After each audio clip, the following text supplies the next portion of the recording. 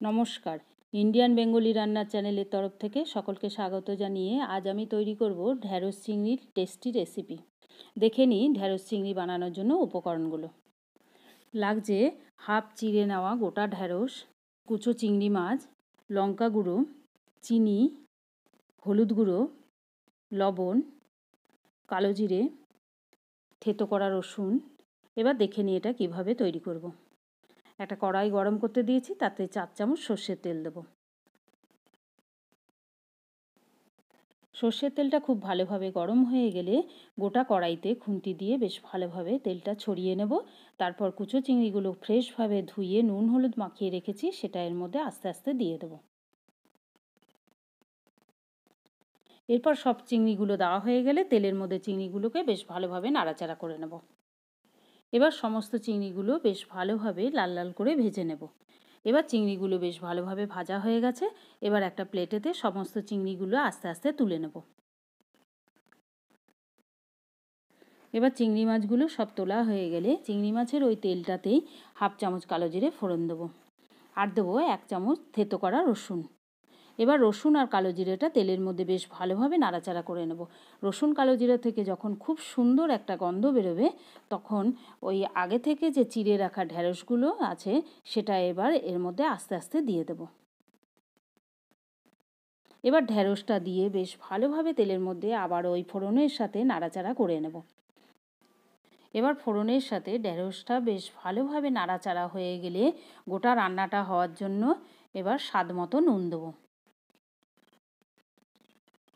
আর দেবো হাফ চামচ হলুদ গুঁড়ো। এরপর দেবো হাফ চামচ চিনি। এবার নুন হলুদ আর চিনি দিয়ে ঢ্যাঁড়সটা বেশ ভালোভাবে নাড়াচাড়া করে নেব। হালকা ভাজা ভাজা হয়ে গেলে এটা 1 মিনিটের জন্য ঢাকা দিয়ে দেবো নরম হওয়ার জন্য।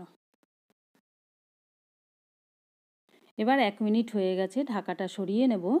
এবার ঢাকাটা সরিয়ে নিয়ে ঢ্যাঁড়সগুলো বেশ ভালোভাবে নাড়াচাড়া করে নেব। ঢ্যাঁড়সগুলো বেশ সামান্য নরম হয়ে এসেছে।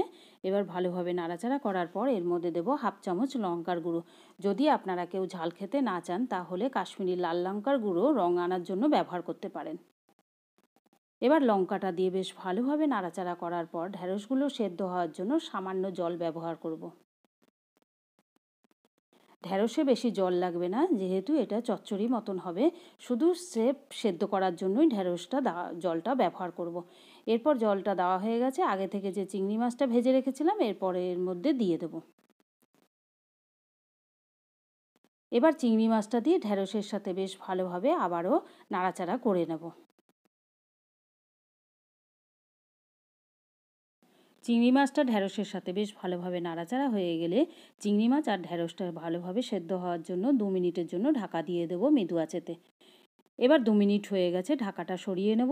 এবার জলটা প্রায় শুকিয়ে এসেছে এবং ঢ্যাঁড়সগুলো বেশ ভালোভাবে সেদ্ধ হয়ে গেছে।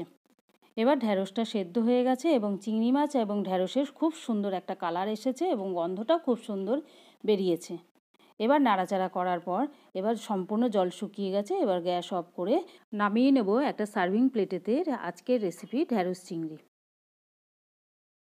যদি আজকের এই রান্নার রেসিপিটি আপনাদের ভালো লেগে থাকে, তাহলে ভিডিওটি লাইক, শেয়ার ও কমেন্ট করুন। ততক্ষণ ভালো থাকুন, সুস্থ থাকুন। ধন্যবাদ।